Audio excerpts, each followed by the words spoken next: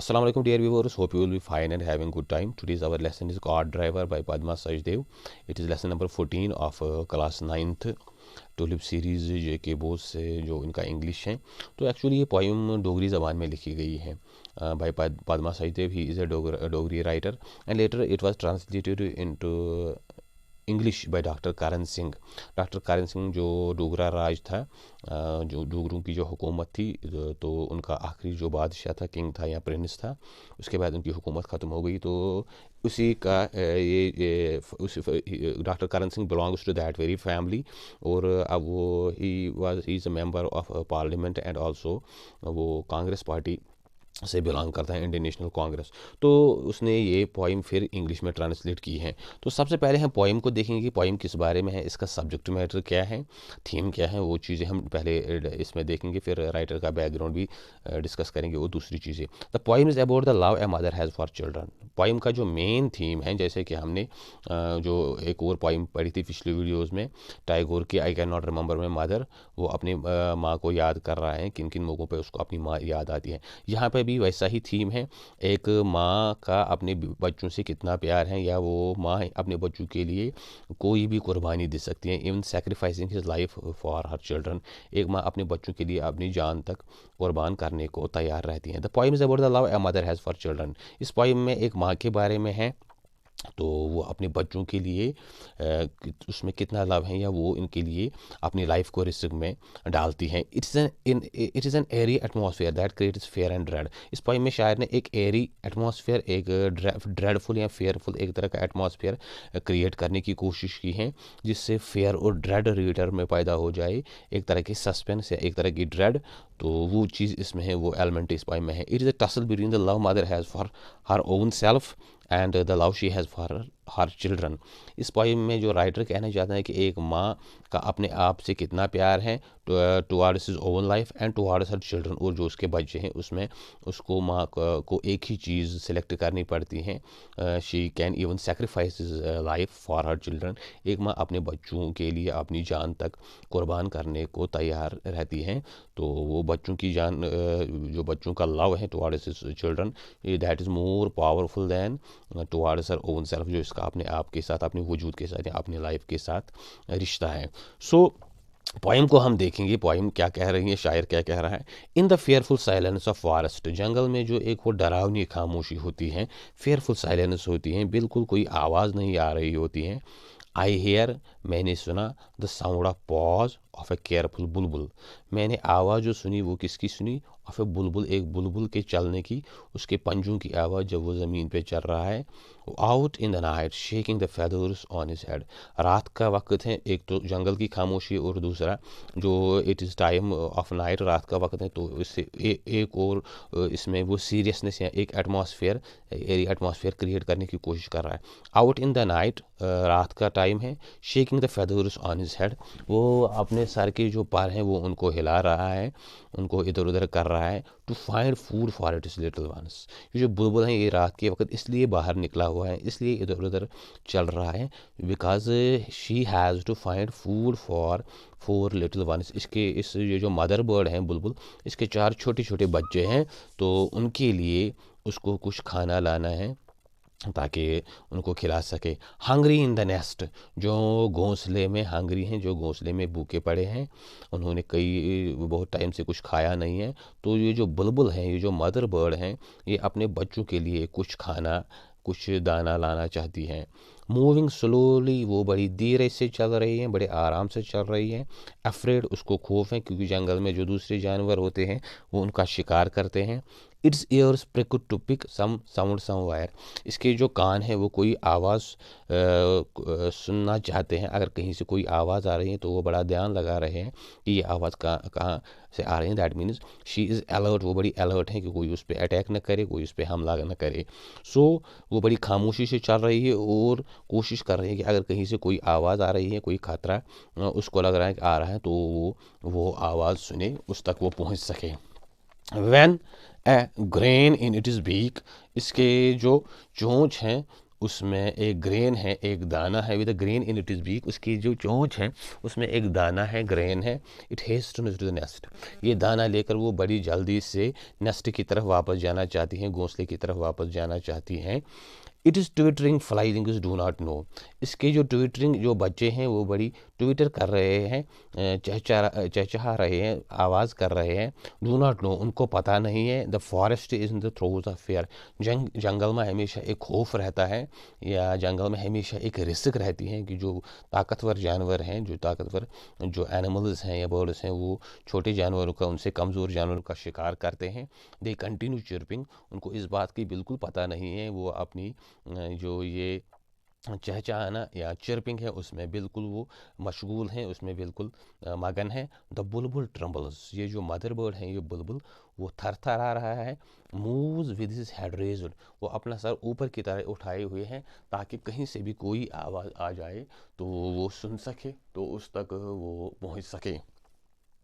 Moves with his head raised, alert all years, alert वो बड़ी चौकस हैं, ऑल ईयर्स पूरी तवज्जो से, इसने पूरा ध्यान इसी पे लगाया हुआ है कि कहीं से कोई आवाज़ ना आए। Suddenly there is sound of wheels, अचानक जो ये मदर बर्ड है उसको लग रहा है कहीं से जो व्हील्स, जो पहिए हैं, तो उनके चलने की आवाज़ आ रही है, कोई गाड़ी या कोई बैलगाड़ी जैसी चीज़ आ रही है।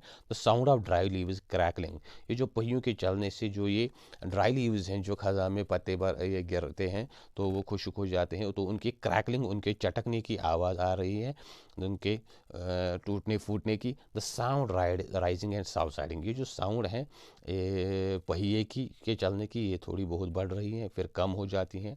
The bulbul hides itself in the bushes, जो ये मदर बर्ड हैं, जो ये बुलबुल है, इसने अपने आप को जो झाड़ियों में हाइड किया हुआ है, छुपा रखा है। इट सीज, वो देख रही है, a bullock cart laden with goods, एक बैलगाड़ी आ रही है और उस पर काफ़ी सारी चीज़ें लदी हुई हैं। ब्लॉक्स मूविंग बाय themselves, जो ब्लॉक्स हैं, जो ये बैल हैं, वो अपने आप ही चल रहे हैं। हेड्स डाउन, उनके सर नीचे की तरफ हैं, लेकिन वो कदम कदम उठा रहे हैं, चल रहे हैं धीरे से। द ड्राइवर असलीप, जो बैलगाड़ी का ये ड्राइवर है वो सोया हुआ है, स्नोरिंग, वो खराटे मार रहा है। Eyes covered with the end of his turban, उसकी जो आंखें हैं वो इसके टर्बन से बिल्कुल कवर, उससे बिल्कुल उन पे वो कवर सा आ गया है, वो टर्बन नीचे की तरफ गया है उसकी आंखों की तरफ, तो उसकी आंखें बंद है। व्हाट इफ़ कॉट स्टम्बल्स, ये जो बुलबुल है अब ये सोच रहा है कि, ये इमेजिन कर रहा है कि क्या हो जाएगा। इफ़ द कॉट स्टम्बल्स, अगर ये कॉट है बैलगाड़ी स्टम्बल, ठोकर लग जाएगी किसी चीज़ से। द ड्राइवर्स, कार ड्राइवर, हुका हुआ टर्न्स, जो कार ड्राइवर का हुका होता है वो एक तरह की पाइप होती है जिससे वो तंबाकू वम्बाकू उसमें डालते हैं। तो अगर वो हुका ओवर टर्न हो जाए, उलट जाए, द फॉरेस्ट कैचेस फायर, क्योंकि उस हुक्के में वो थोड़ा आग भी जलाते हैं तो उससे फॉरेस्ट में ये आग लग जाएगी। It imagines the forest on fire, ये जो बुलबुल है ये इमेजिन कर रहा है, अपने ही आप में परसीव कर रहा है कि फॉरेस्ट को जैसे आग लग गई है। Wishes to run towards his nest, वो कोशिश कर रहा है कि जल्दी से अपने घोंसले की तरफ वापस जाए। To save it is young ones, क्योंकि जो इसके यंग वंस हैं, जो इसके छोटे बच्चे हैं, उनको बचा सके। But can not lift it is legs out of fair, लेकिन खौफ की वजह से उसकी टांगें जैसे उठ नहीं रही हैं, चल नहीं रही हैं, बिल्कुल बेहसी हो गई है। तो this was the, it is actually, तो translated from Dogri bye Karan Singh, ये पोइम जो है ये डॉक्टर करण सिंह ने इसको डोगरी से इंग्लिश में ट्रांसलेट किया है। So this is a poem about the love a mother has for her children, ये असल में जो ये पोइम कह रही हैं कि एक माँ अपने बच्चों का कितना ख्याल रखती है और बिल्कुल उन पे कोई आँच आने नहीं देती है, उनके लिए वो अपनी ज़िंदगी तक को खतरे में डाल सकती हैं। जस्ट लाइक दिस बुलबुल, वो रात के वक्त ये दाना ढूंढने के लिए गया ताकि जो उसके भूखे बच्चे हैं वो कुछ खा सके, उनका भी पेट भर सके। So this was the poem the car driver. It is language is simple, और इसका ज़्यादा वैसा कुछ कॉम्प्लिकेटेड नहीं है ये पोइम, तो बड़ी सादा सी है, ये आपको आई होप समझ आई होगी। तो इसका जो थीम यही है, a mother love a mother has for her children and a mother can even sacrifice his life, risks his life, अपनी ज़िंदगी को एक माँ खतरे में डाल सकती हैं in order to save the life of her young ones, जो इसके बच्चे हैं उनकी ज़िंदगी बचाने के लिए। तो इसके बाद इसमें कुछ वर्ड्स दिए गए हैं ग्लॉसरी में, वो हम देखेंगे। उसमें एक तो है प्रिक, रेज द ईयर्स, कान खड़े होना या कोई आवाज़ सुनना। Twitter, to sing like a bird, जानवर की तरह वो सिंग करना, गाना या गीत गाना, आवाज़ें निकालना। Fledglings means young bird with new flight feathers, जो fledgling young bird with new flight feathers, जो अभी अभी छोटे बच्चे होते हैं उनकी जो फेदर्स होती हैं उड़ने की, जो पर उड़ने के लिए जो पर होते हैं जानवरों में, वो फ्लाइंग उनको बोलते हैं छोटे बच्चों को। इन the throws means experience of doing something which is difficult, unpleasant और पेनफुल, कोई ऐसी चीज़ करना जिसमें मुश्किलात आ जाए, अनप्लीजेंट नापसंदीदा हो, या पेनफुल हो, उसमें कुछ तकलीफ पहुँचे, that means which have some risk, जिसमें कोई खतरा हो। Then there is crackling means series of noise, वो जो चटकने की आवाज़ आती है, किसी चीज़ के टूटने की आवाज़ आती है, दैट मीन्स क्रैकलिंग। तो snore means to breathe in a very noisy way while you are sleeping, अगर आप सो रहे हो तो बड़ी वो ज़ोर से वो खराटे मारना या सांस लेना, फिर वो आवाज़ निकलती है खराटों की, तो उसको स्नोर बोलते हैं। Then there is stumble means fall, गिरना या जो ठोकर लगना। So these are the words that has been used in this poem. और अब हम थोड़ा बहुत पोइट्स के बारे में देखेंगे। Padma Sachdev born 17 April 1940 is a prominent Dogri poet and short story writer.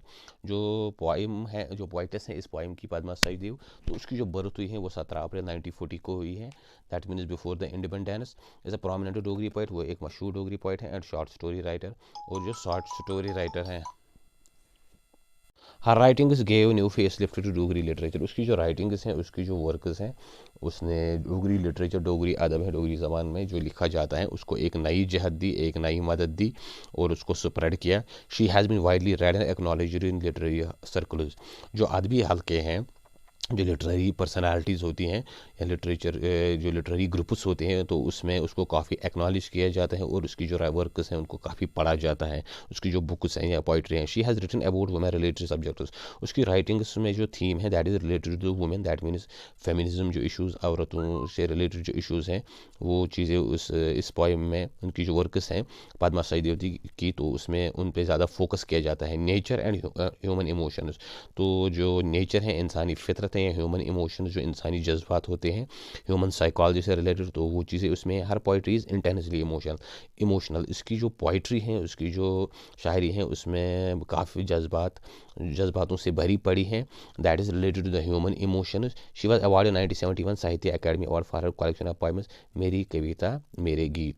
तो 1971 में साहित्य अकेडमी अवार्ड जो लिटरेरी पर्सनैलिटीज़ को दिया जाता है, जो लिटरेचर में कुछ खास करते हैं, तो उसको वो चीज़, वो इनाम दिया गया फॉर कलेक्शन ऑफ पोएम्स, जो इसका शायरी का मजमूआ था, दीवान था, मेरी कविता मेरे गीत, तो उसके लिए। Her short stories have also made a mark in the field of Dogri literature, उसकी जो शॉर्ट स्टोरीज़ हैं, जो अफसाने हैं, उन्होंने भी डोगरी लिटरेरी अदब में एक ख़ास नाम कमाया।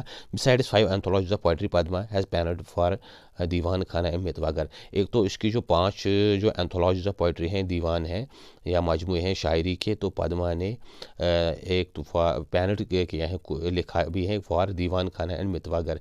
ये कोई जर्नलिस्ट थे, कोई मैगजीन्स थे, तो उनके लिए भी ये लिखती थी। Painful experience in chest disease hospital, painful experiences in chest disease hospital Srinagar enriched and the poet is emotionally and intellectually. तो शायर ने इस जो ये इसमें लिखा है, ये जो मितवागर और दीवान खाना है, उसमें जो एक्सपीरियंस किए हैं वो चेस्ट डिजीज़ हॉस्पिटल है जो द्रगजन में है, जहाँ पे जो छातियों के मरीज़ होते हैं, चेस्ट रिलेटेड या जिनका अस्थमा होता है, तो वहाँ पे उन पेशेंट्स का इलाज होता है। तो उसमें शायर ने उस हॉस्पिटल का जिक्र किया है इमोशनली, एक तो इमोशनली से, जज्बातों से भरा हुआ, और इंटेलेक्चुअली पूरी सोच समझ से। So this was the poem cart driver. I hope you have understood the poem. उम्मीद है आपको पोएम समझ आई होगी। ज़्यादा कुछ मुश्किल नहीं है, अगर आपको ये समझ आ गई तो आपको फिर इसके लिए ज़्यादा कुछ एग्ज़ाम के लिए कुछ हार्ड वर्क नहीं करना पड़ेगा। आप खुद ही वो आंसर, जो क्वेश्चंस होते हैं उनके आंसर खुद ही लिख सकते हो, या आप उसमें काफ़ी मदद हो सकती है आपकी। सो चैनल को शेयर करें, सब्सक्राइब करें, व्यू दें, ताकि और जो आने वाले वीडियोज़ हैं वो भी आप तक पहुँच सके। Thank you.